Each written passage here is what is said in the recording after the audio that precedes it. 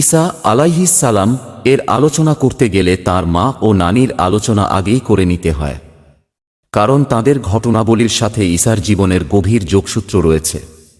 পূর্ববর্তী পয়গম্বরগণের শরিয়াতে প্রচলিত ইবাদত পদ্ধতির মধ্যে আল্লাহর নামে সন্তান উৎসর্গ করার রেওয়াজও চালু ছিল। এসব উৎসর্গিত সন্তানদের পার্থিব কোনো কাজকর্মে নিযুক্ত করা হতো না।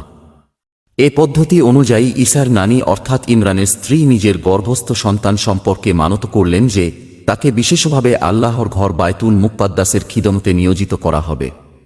তিনি ভেবেছিলেন যে পুত্র সন্তান হবে, কিন্তু যখন তিনি কন্যা সন্তান প্রসব করলেন তখন আক্ষেপ করে বললেন, হে আল্লাহ, আমি কন্যা প্রসব করেছি, অর্থাৎ একে দিয়ে তো আমার মানত পূর্ণ হবে না।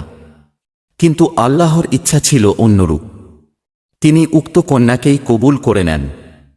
বস্তুত ইনিই ছিলেন মারিয়াম বিনতে ইমরান, যিনি ঈসা আলাইহিসসালাম এর কুমারী মাতা ছিলেন। রাসূলুল্লাহ সাল্লাল্লাহু আলাইহি সাল্লাম যাকে জান্নাতের শ্রেষ্ঠ চারজন মহিলার অন্যতম হিসাবে বর্ণনা করেছেন। যেমন তিনি বলেন, জান্নাতবাসী মহিলাগণের মধ্যে সেরা হলেন চারজন: খাদিজা বিনতে খুওয়ালিদ, ফাতেমা বিনতে মুহাম্মদ, মারিয়াম বিনতে ইমরান এবং আসিয়া বিনতে মুয়াহিম, যিনি ফেরাউনের স্ত্রী।